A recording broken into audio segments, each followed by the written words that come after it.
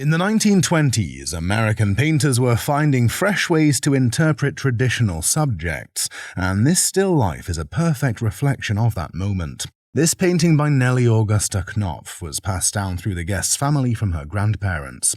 Some years ago when I moved west to Spokane, my mother put some furniture, family furniture, on a moving van, and she said, "Is there anything else you want or anything else and I said, are there any paintings or anything? My walls are really bare." And she said, "How about that painting with the parrot?" She said, "Oh, I'll throw it on." So she literally, I think, threw it on the van. And because when the doors open in Spokane, it was like just shoved in there. Knopf was an American painter and educator, known chiefly for her landscapes, but also accomplished in still life. She trained at the Art Institute of Chicago, studying under Frederick Warren Freer and John Vanderpoel, as well as Charles Herbert Woodbury. As a child, Knopf contracted polio, which left her wheelchair-bound, yet she pursued art with remarkable determination. This work displays her bold, broad brushstrokes and strong, vivid colors that immediately capture attention. The subject of the painting are flowers in a vase, fruits in a bowl, and a parrot perched on the edge of the bowl. Authenticating the work is the artist's signature in the lower left corner, dated 1925 along with a label. Small little label here. It's number 32. Maybe the painting was shown in an artist invitational and they would number them. There is, however, a minor condition issue. The painting could benefit from cleaning, and there is a small hole in the lower right that can be easily restored. As an authentic painting by Knopf, this piece is highly sought after, and in its present condition it would be worth. I think that the selling price would be somewhere in the range of $15,000. Well, thank you very much. Oh, well, thank you. Few names in doll-making carry the prestige of Jumeau, and this example, still with its original clothing and bucklet, reflects the height of 19th century French craftsmanship. The Jumeau Doll Company was one of the premier doll makers of the late 19th century. Their dolls were considered luxury items, both fashion dolls and bébé dolls that captured the elegance and artistry of Parisian style. The doll in this collection was passed down through the guest's family from her grandmother. When the doll was passed to my grandmother at the age of 9, her great aunt wrote a letter as if the doll is speaking. And the letter starts out to Alice Lillian, my little mistress-to-be. And it explains as if the doll started her journey in France and traveled to New York City and then was placed in Macy's, and how she lived in Macy's but could not speak English. She only spoke French and could not communicate with the other dolls. This particular model was produced between 1880 and 1885. The person at that time and head of the company was Émile Jumeau, so often the dolls were marked E. Jumeau. I looked on the back of this doll's head. This one just has a number, a number 8. Sometimes they were marked with the company's name, sometimes they weren't. When they're not marked, this doll is referred to as a portrait Jumeau. It retains its original bisque head, clothing, and striking blue glass eyes, which are especially prized by collectors. What makes this doll even more remarkable is that it comes with a complete wardrobe representing different periods. For example, this little dress here was probably the earliest and probably was very contemporary to the time she was made. Originally, the doll's wig would have been made of lamb or goat hair, though it has since been replaced. Another fascinating part of the collection is a French booklet titled Lettre de bébé jumeau à sa petite maman, letter of bébé jumeau to her little mother. The interesting thing is it has the little mother or the little child stomping on the doll. I don't know the significance of that. But Taken together, this authentic Jumeau doll and its accessories would command an auction price of be able to sell it for $18,000 to $20,000. Wow. Oh, well, thank you. And I just hope your little daughter will be loving it as much as you did. She does, and she's looking forward to receiving it. In the 1910s, platinum was the metal of choice for jewelers, and pairing it with a fancy yellow diamond gave pieces like this both strength and beauty. An example from that period is this ring, given to the guest's grandmother by her grandfather as an engagement present. And they were married in 1915, and I don't know too much about it. I think it's a canary diamond, but I'm not positive, and I think it's platinum, but we've never had it appraised or anything like that. The ring features a fancy, intense yellow diamond weighing half a carat. It is set in exquisite platinum work. a highly popular practice around 1915 when this piece was created. This situates the ring in the Edwardian era, during the early transition toward Art Deco design. Jewelry from this time often showcased delicate, refined settings with fine platinum, mill-grain detailing, graceful lines, and intricate filigree. Platinum became increasingly favored for its durability, ability to hold precise details, and its harmonious pairing with diamonds. Typical of the era, this ring displays a beautiful garland motif along the sides, further enhancing its desirability. The platinum craftsmanship has held up remarkably well over time, and the diamond remains of superb quality, placing the current market value of this piece at... I would estimate this to be worth anywhere between $4,000 and $6,000. Great. Yeah. Great. Beautiful. Yeah. This vase reflects a moment when American decorative arts were striving to rival Europe's great traditions, and Tiffany led the way with pieces that exuded majesty and refinement. Tiffany & Co. is one of the world's most renowned luxury jewelry and specialty retailers, celebrated for its high-end jewelry, silverware, and decorative objects. Founded in 1837 in New York City by Charles Louis Tiffany and John B. Young, the company began as a stationery and fancy goods shop before gradually focusing on jewelry, setting a new standard for American luxury. Inherited by the guest from his grandmother, the silver vase has been carefully preserved and retains its timeless elegance.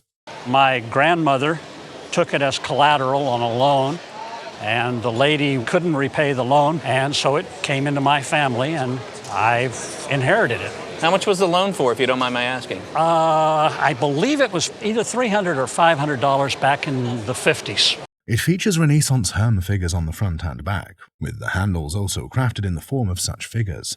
Underneath the vase, the maker's mark is clearly visible, alongside inscriptions that help date it to between 1902 and 1907, during the Renaissance revival period. This indicates that its design draws inspiration from Renaissance decorative arts, emphasizing classical motifs, symmetry, and rich ornamentation. Over time, the vase has lost some of its factory-applied tarnish that initially enhanced its three-dimensional quality, though this does not significantly affect its value. Now, in this sense, some things can be reversed. All right. But the good rule of thumb is, if in doubt, leave it a little dirty. Don't. Yes. We like it a little dirty here. Okay. But I didn't really do much harm to it. I don't think you did a lot of Okay, harm to good, it, so, good. whew, no need to worry about that. Tiffany silverware from the Renaissance revival period is highly collectible, and in its present condition, this vase would be worth... Well, at auction, I would think that this is worth in the $30,000 to $50,000 range. Oh my God, that's amazing. Around 1900, watches were not only practical tools, but also expressions of elegance, and certain French makers were pushing the boundaries of both design and mechanics.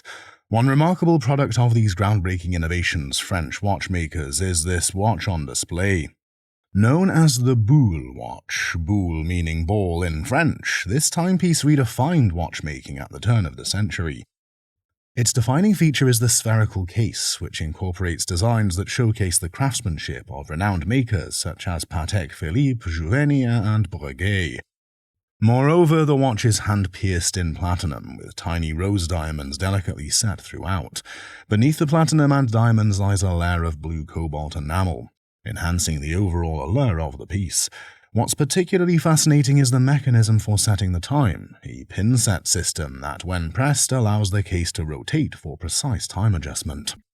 There's a little pin right here. You see that? Barely. Yeah, it's hard to see. I had to put my glasses on for you. You push the pin, and then you rotate this. Oh. And the time changes. Uh-huh. Now, when you release that, now it's ready to wind.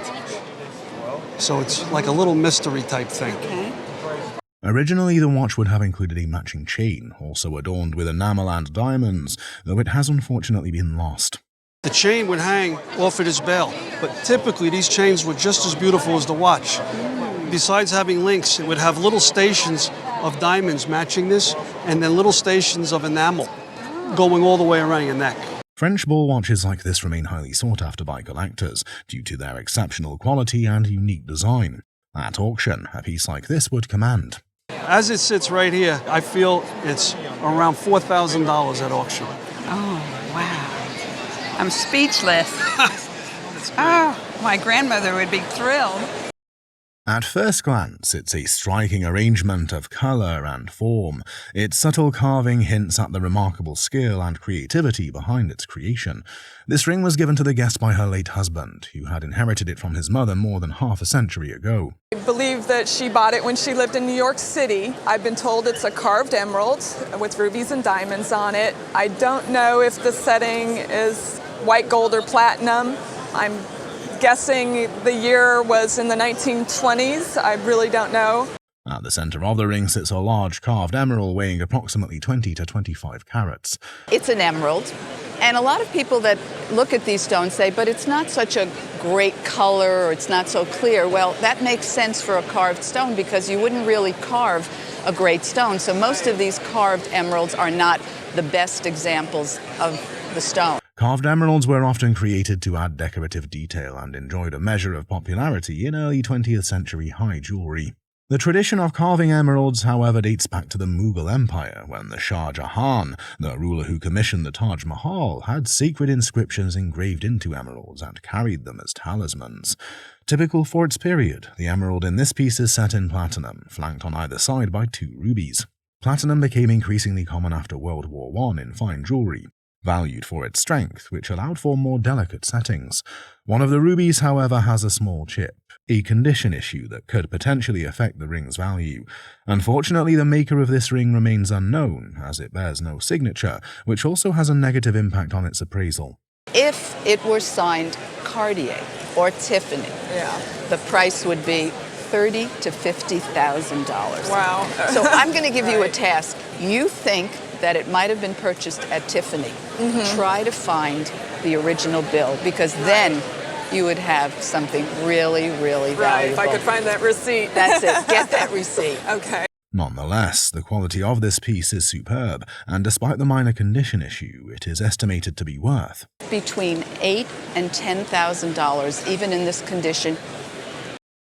This work carries the hallmarks of an artist who was not only painting what he saw, but also what he felt about the Kentucky landscapes around him. Today's guest brought to the show a painting by American Impressionist painter Paul Sawyer. Sawyer is celebrated for his idyllic views of the Kentucky River, small towns, bridges, and pastoral scenery. He studied at the Cincinnati Art Academy and later with the renowned artist Frank Duveneck. Titled The Blacksmith Shop on Elkhorn Creek, this painting depicts a scene along Elkhorn Creek, which runs through central Kentucky between Frankfort and Lexington.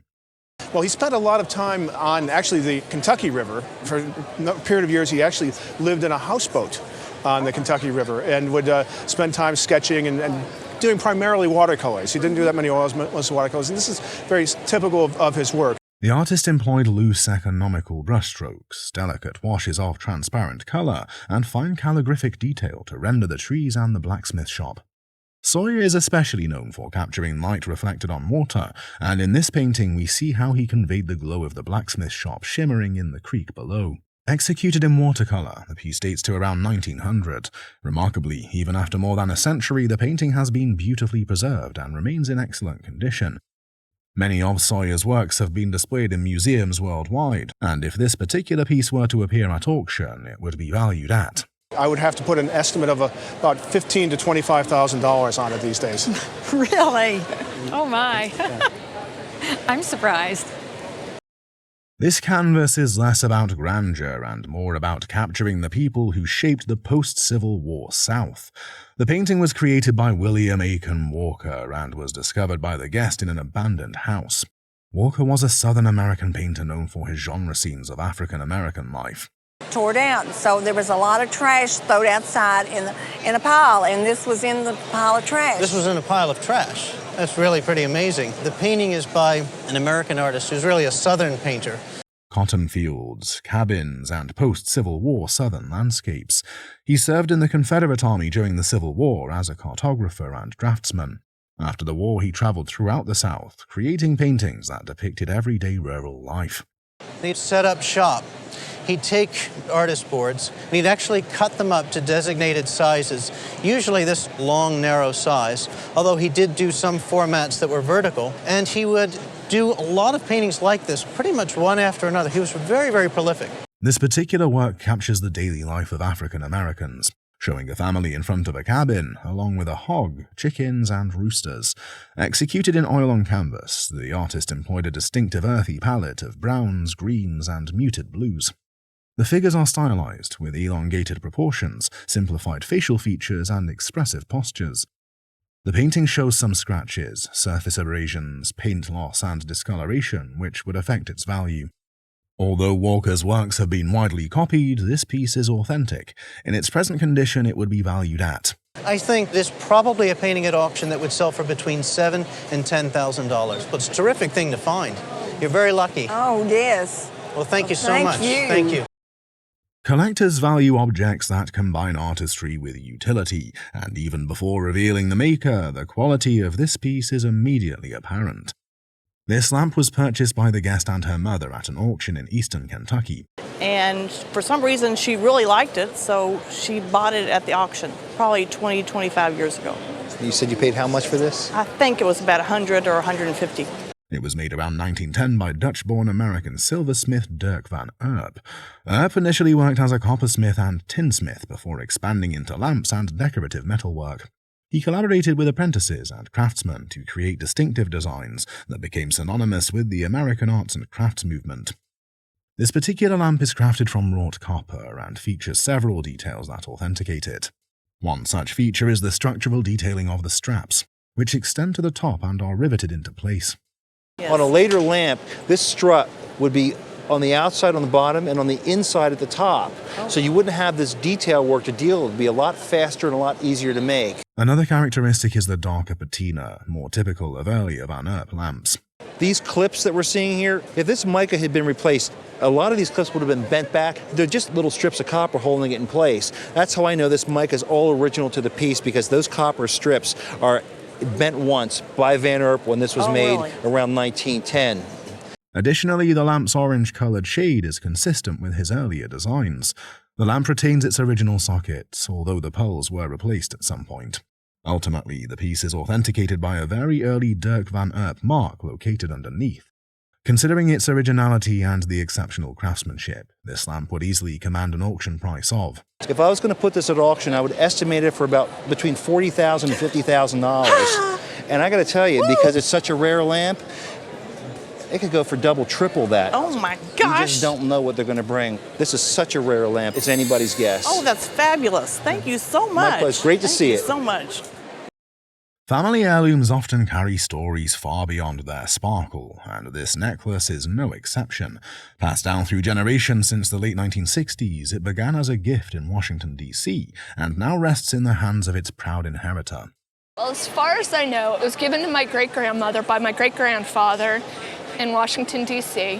Subsequently, when she died in 1968, it passed to my grandfather, and he obviously gave it to my grandmother, and when she died in 2001, it was given to me. The piece hails from the Edwardian era, that elegant window between 1900 and 1910, when jewelers sought to capture grace and refinement in every curve. In that age, craftsmanship was a form of poetry. Stones were not simply set, but carefully arranged to create illusions of shape and flow, much like this necklace's marquise-like brilliance achieved with round-cut diamonds. At its heart lies a pear-shaped emerald of just over 2 carats, a vivid green stone chosen with deliberate care, embodying both rarity and beauty. Even more remarkable is its versatility. The pendant was designed to detach, allowing the wearer to transform the piece from a graceful chevron collar into a pendant necklace, depending on the occasion. And if we take a close look, the pendant will detach, and you could then fold up the little clasp and just wear that as a chevron-shaped necklace as well. The jeweler, though unknown, displayed a mastery that rivals the great houses of the era, blending platinum and yellow gold to both protect and highlight the stones. With 6.5 carats of diamond surrounding its glowing emerald, the necklace carries both the intimacy of its family history and the universal language of fine craftsmanship. Jewelry of this quality is seldom unsigned, yet this mystery only deepens its allure, leaving us to admire the hands that built it rather than the name. There is an age-old tradition where diamonds are set in platinum or white metal, and colored stones are set in yellow.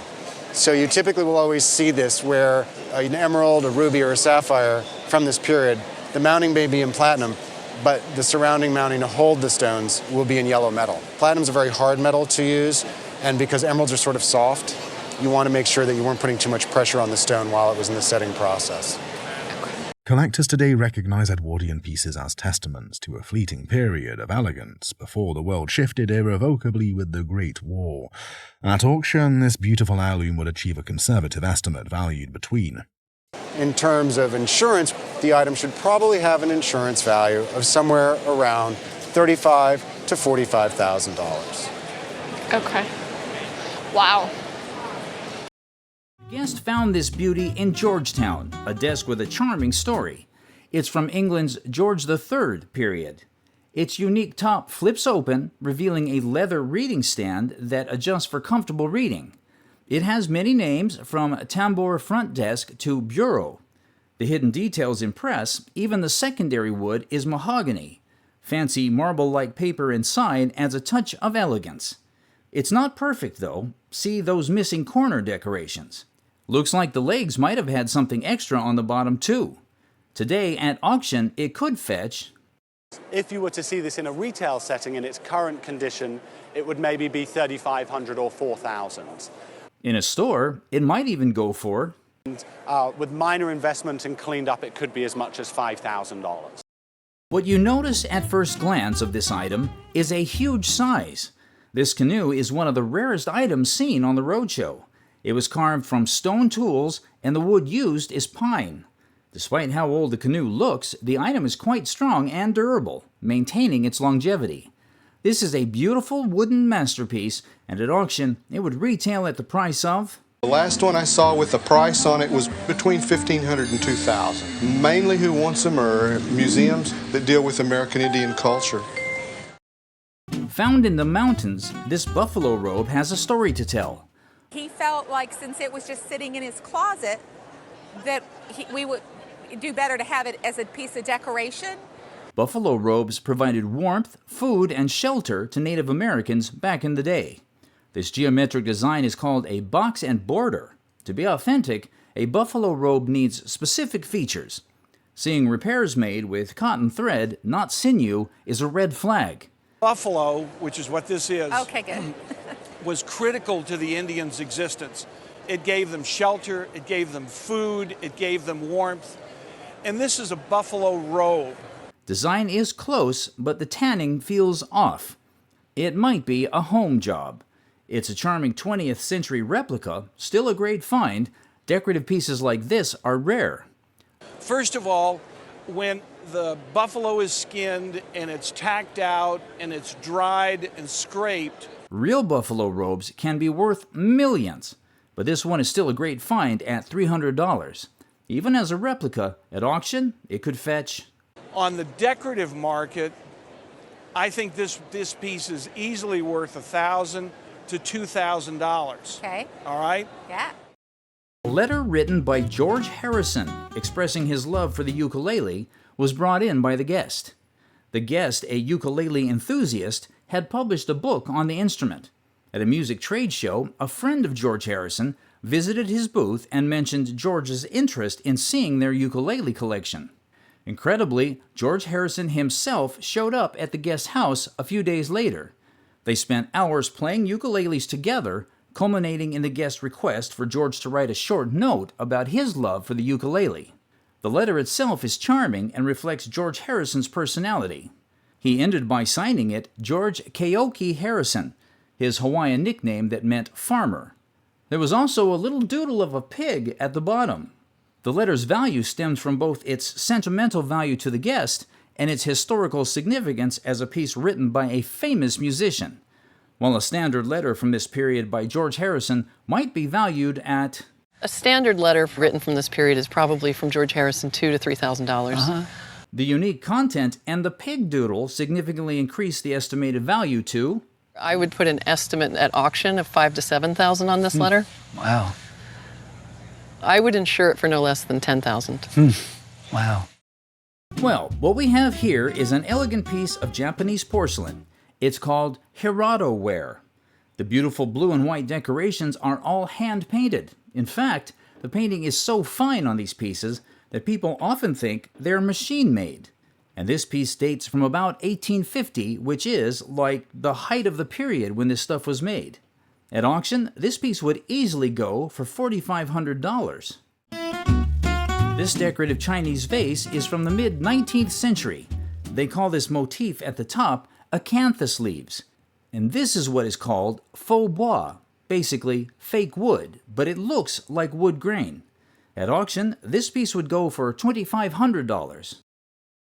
A hair art piece found at an antique store was brought in by a guest. This decorative item, made from hair, was likely created for the Lewis and Clark Exposition, also known as the Portland Centennial Exposition, in 1905. The piece is an interesting example of mourning jewelry, where hair from a deceased loved one was used to create sentimental keepsakes. In this case, however, the long blonde hair suggested it wasn't mourning jewelry, but rather a piece made to commemorate the Lewis and Clark Exposition, possibly by a young girl who donated a significant amount of her hair.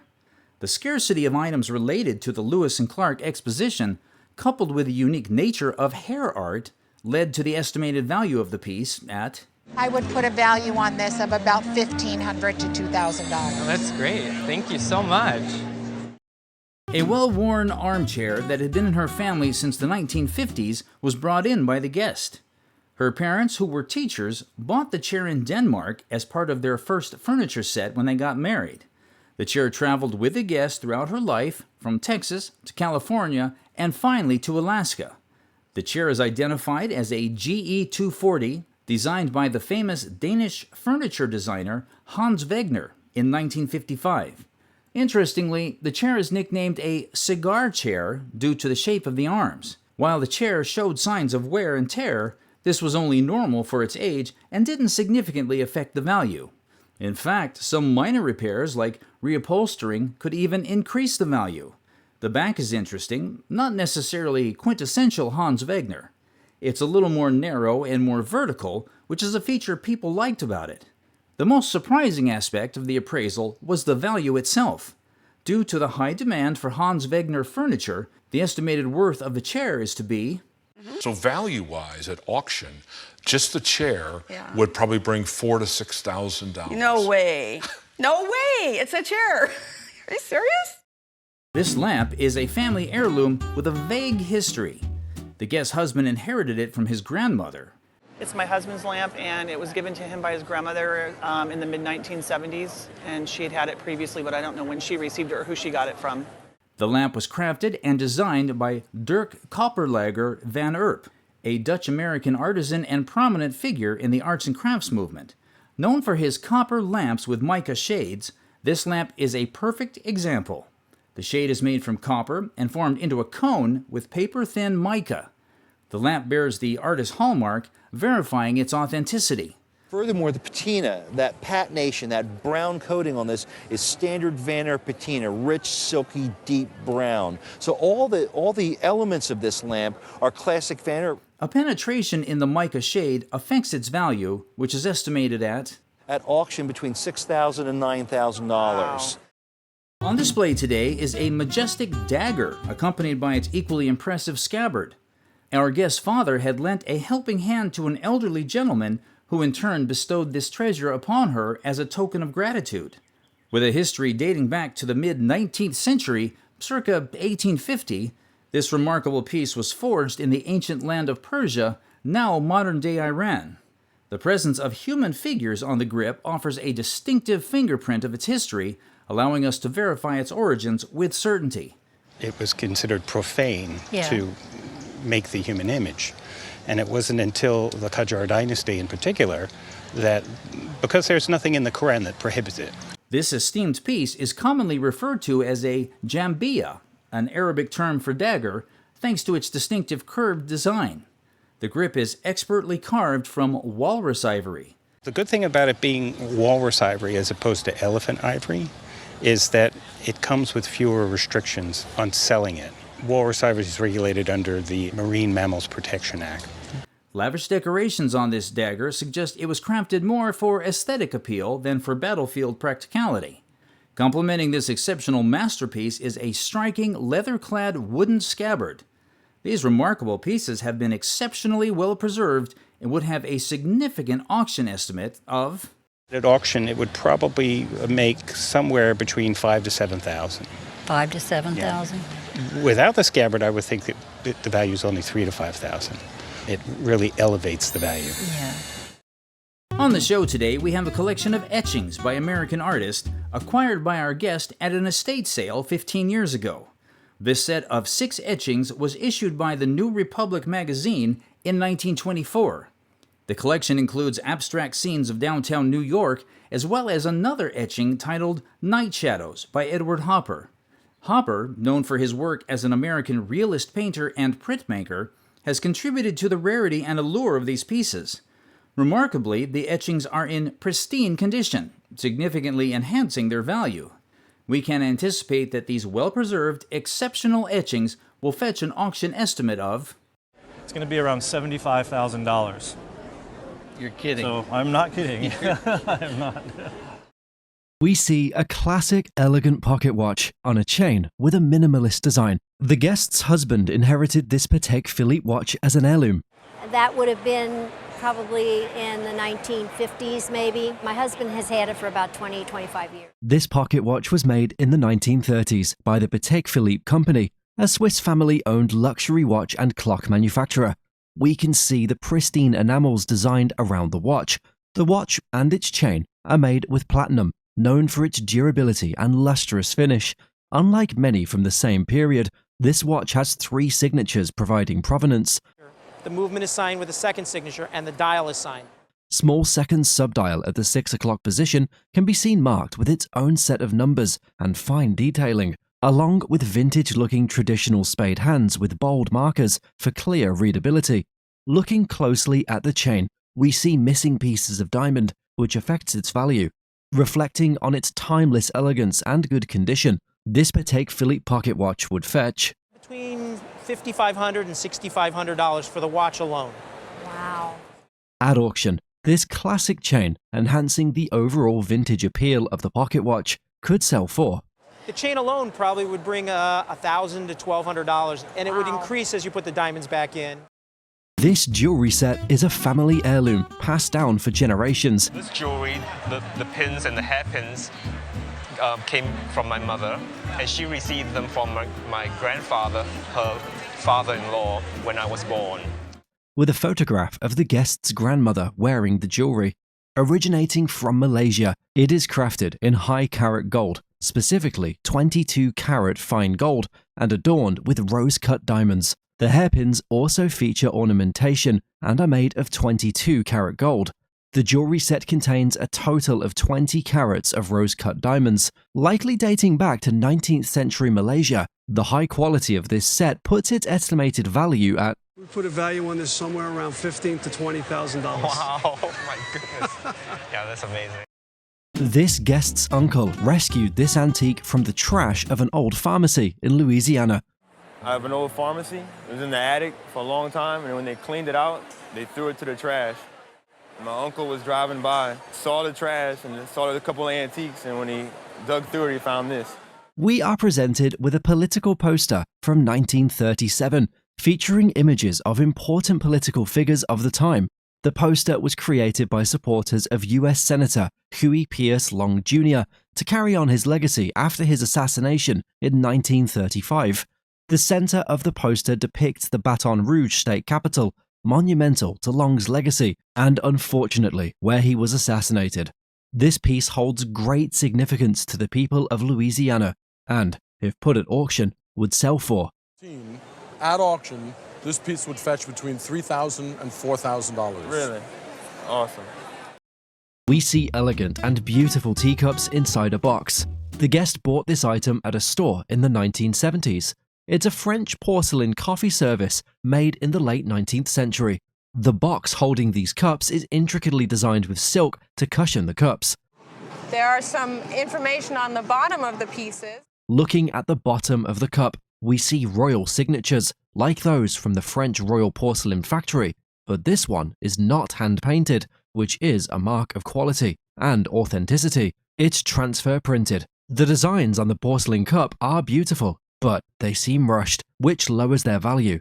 At auction, despite being inauthentic, this exquisite porcelain coffee service, inspired by nature, could still sell for It's only worth about $800 to $1,000 now. Aspens are often seen as symbols of connection and resilience, which is depicted in this vibrant oil painting. It used to belong to the guest's mother before it was passed down to her. It was my mother's, and she loved the painting. I was always scared of it. It's scary looking for it. The painting was done in 1947, and we can discern the artist's signature, Loren Mosley. Mosley was an artist of the American Southwest. In 1938, Loren Mosley became one of the founders of the University of Texas Fine Art Department. Furthermore, the painting's medium is oil on canvas board and is titled Aspens on the back. Just as the title suggests, the painting depicts colorful aspen trees and is perfectly preserved. At auction, this work of art by Mosley in its current condition would be worth To sell at auction anywhere between $30,000 and $50,000. No, really? The guest was 12 years old when he attended his first Jimi Hendrix concert. I was 12 years old. It was in 1970 in Stockholm, Sweden. I was staying at my friend's house who was 13, and his older brother said, "Would you like to go see Jimi Hendrix?" And has a remarkable collection to show for it. The collection includes an original guitar pick given to the guest by the Rock and Roll Hall of Fame guitarist Jimi Hendrix, a pouch bought after the concert, a broken drumstick from English drummer Mitch Mitchell, and a photograph acquired through an acquaintance. And he asked me if I had any pictures of the show. And I explained to him I didn't, but I'd always been looking for a picture of a 12-year-old and a 13-year-old looking up at Jimi Hendrix. The provenance and story behind this collection add immense value. All items are framed and in mint condition, which an auction value estimated at I think putting it all together with the combination of your provenance and your story turns this more into a $3,000 to $5,000 item at auction. Today, we are presented with a meticulously crafted burlwood bowl that resonates with centuries of tradition. The guest inherited this piece from his mother-in-law. On the bottom of the bowl is a label indicating it was carved from a butternut tree. This item dates back to the 1830s and was made by Native Americans. Adorning either side of this bowl are two bumps known as effigies. Because it doesn't split, and so it makes it very adaptable for scooping out and shaping. Embodying the traditional craftsmanship of Native Americans, this piece would easily command a significant value. So that makes it unusually large for this kind of a piece. The guest also showcased a mush paddle and spoon. These two items, if auctioned, would fetch a considerable value. The value might have been around $15,000 10 years ago, but in today's market, it's probably worth, at auction, between $40,000 and $60,000. Whoa! Exhibited here is a magnificent powder horn of great beauty. Our guest and her husband inherited this exquisite piece as a legacy from her grandfather-in-law. The origins of this beautifully carved horn can be traced back to the 18th century. Carved onto this remarkable piece are ornate details, which demonstrate the craftsman's excellent skill and attention to detail. A carefully engraved phrase on the surface offers a glimpse into the history of this piece. It says right here, Captain Nathaniel Comstock, his horn, powder with my brother Ball, hero-like doth conquer all. In addition to the saying, the surface also boasts fascinating depictions. Is this mermaid right here. You can see her tail, and she's got a heart right here. And in one hand, she has a bottle, and in the other hand, she has a wine glass. This unique piece has been meticulously well preserved and maintained. It is in superb condition, which would give it an estimated value of, I would say conservatively, it would be worth $6,000 to $8,000. That's quite overwhelming. This guest inherited this baseball from her mother. My mother was a private duty nurse at Emory University Hospital in 1961, and she was Ty Cobb's private duty nurse. Who was the private duty nurse to the famous American baseball player Tyrus Raymond Cobb. Cobb, a legendary player, spent most of his 22-season career with the Detroit Tigers, where he achieved numerous records and accolades that remain unmatched today. During the last month of his life, he signed this baseball for the guest's mother. The ball bears Cobb's distinctive green signature, a predominant feature of his autographs. The writing is in green. Normally it's in blue or black ink, occasionally red, but Ty Cobb's sign predominantly in green. Unusually, the ball was signed twice by the icon and dated July 9th, 1961. Preserved and presented in excellent condition, this signed baseball is valued at I would place an auction estimate of $15,000 to $20,000. Oh my. I thought, no way. This guest acquired this piece from his uncle. When they get ready to leave, my uncle comes out with this belt and says it's Elvis's belt that Elvis gave to him at the Hilton Hotel years ago. Who was a bartender at the Las Vegas Hilton Hotel. This beautiful belt piece belonged to the American singer and actor Elvis Aaron Presley, popularly known as the King of Rock and Roll. He is regarded as one of the most significant cultural figures of the 20th century and lived at the Hilton Hotel for 8 years. During this time, he presented this costume piece to the guest's uncle. The belt is made of bullion wire thread set with rhinestones and features fringes. Preserved excellently with very good provenance, this piece will sell at auction for I'm going to say at auction it would be $3,000 to $4,000. That's nothing wrong with that. Nothing wrong.